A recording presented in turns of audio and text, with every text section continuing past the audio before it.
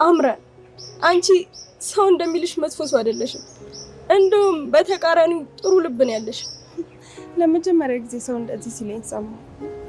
እውነትም 8ኛው ሺህ አልፏል ማለት ነው። ምናልባት ያቺን አምራን ስለማላቃት ይሆናል። ያቺን ክፉዋን አምራን ረስተው እቺኛዋን አምራን እንደሚያውቋትና እንደሚወዷት ተስፋ አለኝ። ምነው ንግግርሽ ሁሉ ስንብት መሰለሳ? እንደነገርኩሽ እኔ አሁን ተስፋ እየቆረጥኩ ነው። እንዴ ለኔ ተስፋ እየሰጠሽኝማ አንቺ ተስፋ መቁረጥ የለብሽም። እመኝኝ ደግሞ ይሄን ነገር በጋራ እናልፈዋለን። ከቻልሽ ሪቾን ይቅርታ ጠይቂ። ለምን አንቺ ስለዚህ ይቅርታ ጠይቂያት? እምቢ ካለኝ ደግሞ ያንን ሚሳኤል እንለቅባታለን።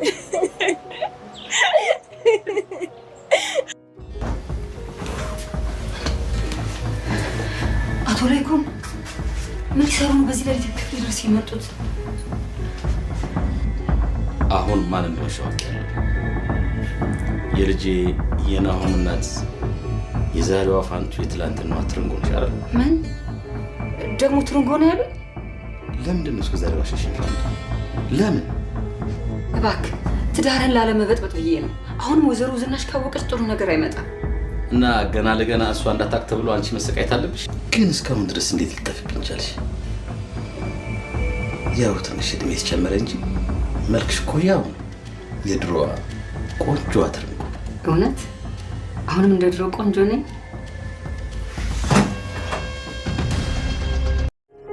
አባዬ ምን ሆነሃል? ቆይ እዚህ እስር ቤት ውስጥ መሆን አይምሮን ረብሾታል በል። ታወራቸው ነገሮች በሙሉ እኮ ልክ አይደሉም። ሁሉ ነገር ከዚህ ተሳክቶልኝ ስወጣ ታየዋለህ አልኩህ እኮ። ይኸውልህ አባዬ ያንን ነገር በፍጹም ማድረግ አልችልም። እሺ አቶ ለይኩን የማይጠበቅ ስህተት ሰሩ። ከወይዘሮ ፋንቱ ጋር ሲሳሳም እጅ ተፈንጅ ተያዘ። በጣም ይገርማል። የድሮ ፍቅሬ አገርሽቶብኛል በማለት አንቺ ብርቱካን ወይም ያሁኒቱ ፋንቱ ነሽ፣ በድሮ ማንነትሽ ቁንጅናሽ ቁንጅና ነው፣ ትንሽ እድሜሽ እንትን አለ በማለት ሊሳሳሙ ሲተቃቀፉ በሩን ክፍት አድርጋ ወይዘሮ ዝኑ እጅ ተፈንጅ ያዘቻቸው። ግሩም አቶ ለይኩን አሁን ላይ ችግር ውስጥ ገባ። እህቱ ከአሜሪካ መጣ። እንግዲህ ቤቴንና ሆቴሉን እፈልጋለሁ በማለት እሱም ለነ ኑሃሜን ከገዛላቸው ቤት ጋር እዛ ለቀው ሊሄዱ ነው። በዚህም አዝኖ ልቡ ተተክዟል። አቶ በሰንበት የማይሰራው ጉድ የለም። አሁን ላይ የአቶ ለይኩንን ልጅ አንዱን ልጅ በማሳገት ብሩን መቀበል አለብን ብሎ ማረሚያ ቤት ተቀምጦ ተንኮሉን እየሰራ ይገኛል ተጓደኛው ጋር። 2 ሚሊዮን ብሩን አሁን መስጠት ካልተቻለ ልጁን ማሳገት አለብን በማለት ተስማማ። በጣም ገራሚ ነው። ሰላም ጤና ይስጥልን ውድና የተከበራችሁ የቻናሌ ቤተሰቦች እንኳን ወደ ቻናል በሰላም መጣችሁ። ኑሃሜን የተሰኘው ተከታታይ ድራማ ክፍል 107 ተለቀቀ። ወደ ክፍል 106 በምንመለስ ጊዜ እንግዲህ አቶ ለይኩን እጅ ተፈንጅ ተይዞ ነበረ።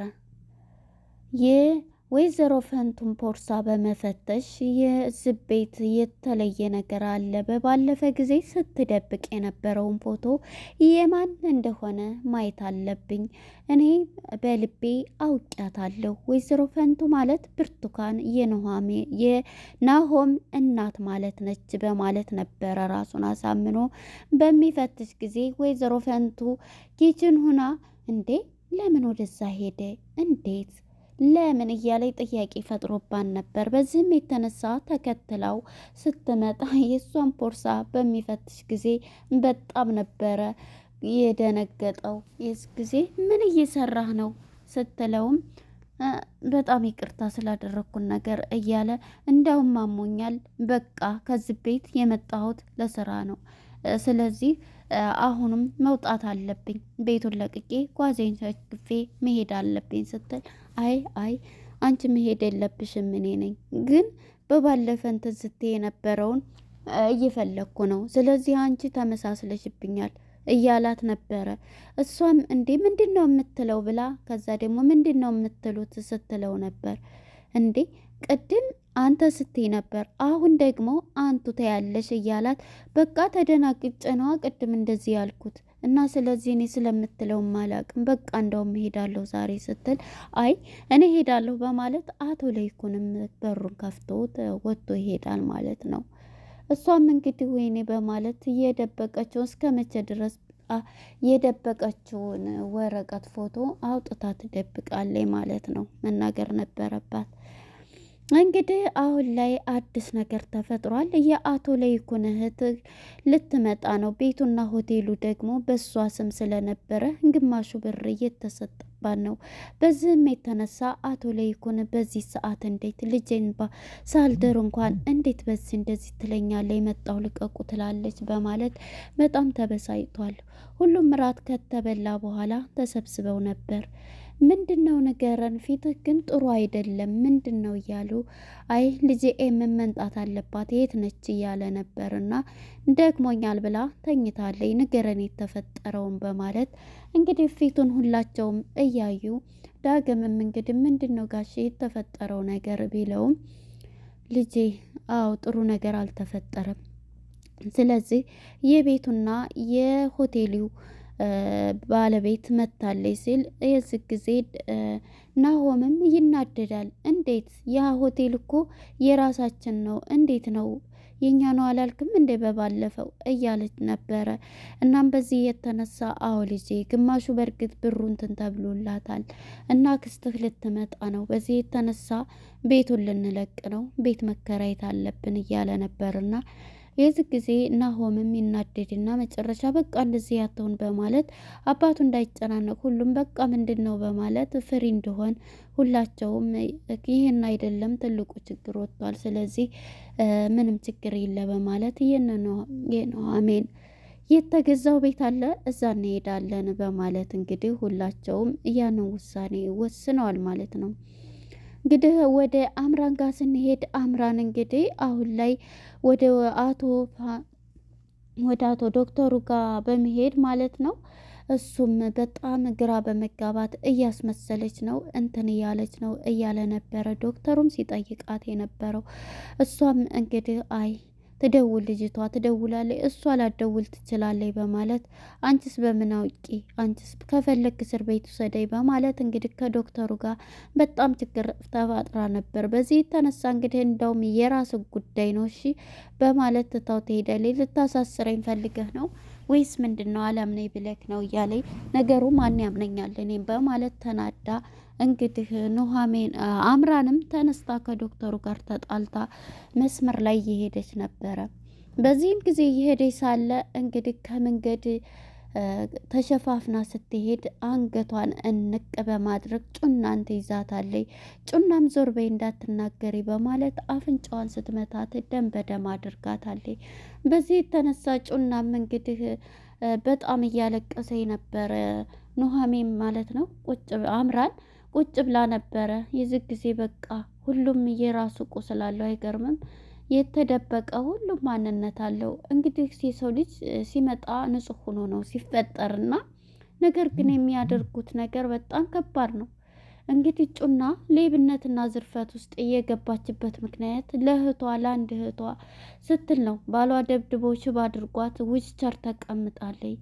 እንግዲህ እየለመነች እየሰረቀች የሰው ኪስ አጣቢ የሆነችው በዚህ የተነሳ ነው። ያው ይሄ ምክንያት ባይሆንም እሷ ጉልበት ስላላት ሰርታ በጉልበቷ መስረቅን መፍትሄ ነው ብዬ አላስብም። ግን እሷ መፍትሄ ነው ብላ የወሰደችው እንግዲህ እየሰረቀችና ለታማሚ እህቷ የቤት ሰራተኛ ቀጥራላት ዊልቸር ለተቀመጠች እህቷ ለሕክምና እንግዲህ አሁን ላይ የዶክተሩን ብር የአምራንን ቁንጅና አማላ እንትን ያለችበት የሄደችበት በዚህ ደረጃ ነው ማለት ነው። እናም እሷም ያንን ብር እንግዲህ 500,000 ብር ያድናታል በተባለችበት ምክንያት ይሄንን የጠየቀችና ቪዲዮ የያዘች አምራንም በዚህ የተነሳ ነበርና ሁሉንም ስታነግራን ነበር። እህቷ ጋር ሄዳ ነው ላሳይሽ ብላ ስታሳያት አምራንም ይሄ ታሪክ የኔ ታሪክ ነው ይገባኛል በማለት ሁለታቸውም ቁስላቸውን እየተነጋገሩ በመጨረሻ ሊግባቡ ችለዋል። ያንንም የቪዲዮ ሚሞሪ ሰታታለች ማለት ነው። በቃ ካሁን በኋላ ሪችንም ይቅርታ ጠይቅልኝ እያለች ነበር። እንዴ የስንብት እኮ አደረግሽው፣ ስለዚህ ይሄንን ነገር ደግሞ ነገ እናልፈዋለን፣ በፍጹም ተስፋ ቆርጫለሁ ብትልም እንግዲህ አምራንም ሰው አንቺ ንጹሕ ሰው ነሽ አንቺን ብላ ስትላት 8ኛው ሺህ አሁን ላይ አልፏል ማለት ነው። አንቺ እንኳን አንድ የምትረጅኝ አገኘው በማለት ነበረ እንግዲህ ሚሞሪውንም ሰጣት። እህትሽም ደግሞ ትድናለች፣ ዶክተሩን አማክረዋለሁ፣ ይህን ነገር ከሰጠሁት ሁሉንም ነገር እሱ ያስተካክለዋል ብላ እንግዲህ አምራንም ይሄንን ብላት ከጩና ትለያለች። ወደ አቶ ለይኩን ጋር ስንሄድ እንግዲህ አቶ ለይኩን ከዳግም ጋራ ዳግምም ወደ አባቱ ጋር በመሄድ ዳግም አባቱን እያናገረው ነበረ። አቶ በሰንበትም ከዚህ ቤት አይዞ ቅርብ ቀን እወጣለሁ። እንዴት ነው የምታስበው? አቶ ለይኩንን 2 ሚሊዮን ብር ጠይቄዋለሁ። እንዴት ነው ይሄን የምትለው? እሱ ራሱ በእንትን ውስጥ እየተገኘ ብሎ ከአባቱ ጋር በመጣላት በጣም ተጣልቶ ዳግም እረፍ እያለው ትቶት ይሄዳል። አባቱን ካሁን በኋላ አባቴ አይደለም ብሎት ትቶት ይሄዳል። ከማረሚያ ቤት ጠይቆ ማለት ነው። ወደ አቶ ለይኩን ጋር በመሄድ አቶ ለይኩንንም ይጠይቀዋል። እሱም በሚጠይቀው ጊዜ አዎ ይህ ሚስጥር በሁለታችን ውስጥ እንዲቀር እንደዚህ እያደረገ ነው፣ እንዴት እዛ ሆኖ ብሎ እንግዲህ ዳግምም ይናደዳል ማለት ነው። አይ በቃ ይሄንን ስላለ ነው ብሎ በጣም ይናደዳል እንግዲህ ማለት ነው። እንግዲህ አቶ በሰንበት ካደረገው ማድረግ ማረሚያ ቤት እንኳን ሆኖ አሁንም መጥፎ ነገር እያሰበ ነው። ከጓደኛው ጋር ያንን ዳይመንድ ለማገኘት ብሎ በሩን ያስመልጡናል ወይ እያለ እየጠየቀው ነበረ። ብር እንኳን ካየ ይሄ ዘበኛው ያስመልጠናል እያለ ብዙ ነገር እያለ ነበረ። እንግዲህ እንዴት እናመልጣለን ቢለውም ያ እናመልጣለን በማለት እንግዲህ ዳይመኑን እንትን በማለት ነው። ስለዚህ የአቶ ለይኩን አንዷን ልጅ ማሳገት አለብን ብሎ በሰንበት ይሄንን ከዛ ጋር እያወሩ ነበረ የነበሩት ማለት ነው። እንግዲህ ወደ ኑሐሚን ጋር ስንመጣ ኑሐሚን አሁን ላይ ሁሉን ነገር ናሆም ነግሯት በቃ እዛ ቤት እንደውም ሁላችንም እኔ እኮ እንደውም እንደዚህ ስለተባለ እንጂ ሁላችንም ቤተሰብ ሁነን አብረን መኖርን ነው የምፈልገው፣ ስለዚህ የዛ ቤት እንገባና እንኖራለን በማለት ኑሐሚንም ደስ በማለት ትነግረዋለች ለናሆም።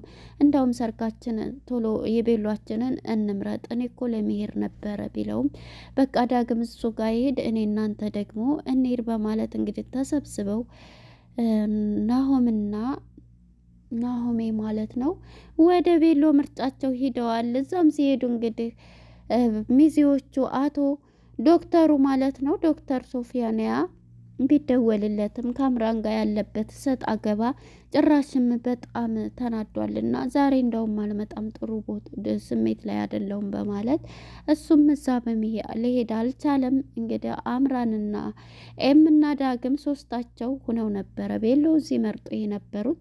እንግዲህ ኑሐሚንም በደስታ ተቀብላለች። ልብሷንም መርጣ ሁላቸውም በደስታ ደስ ብሏቸዋል ማለት ነው።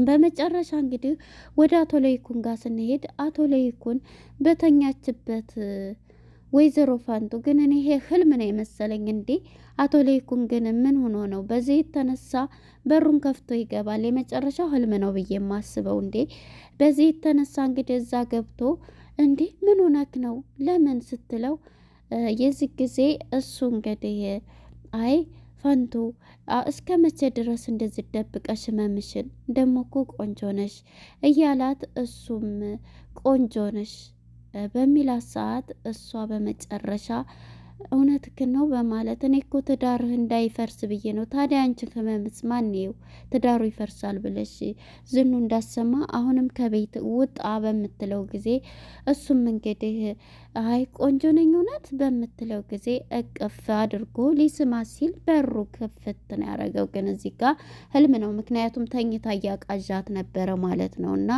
አትነግርኝም ወይ እያላት የህልም ነው። እና እዚህ ላይ ነበረ እንግዲህ ሊያልቅ የቻለው ድራማው ማለት ነው። ያው አቶ ለይኩን ህልም ላይ እያለመች ነበረ የገባባት ማለት ነው። ህልም ላይ ናት።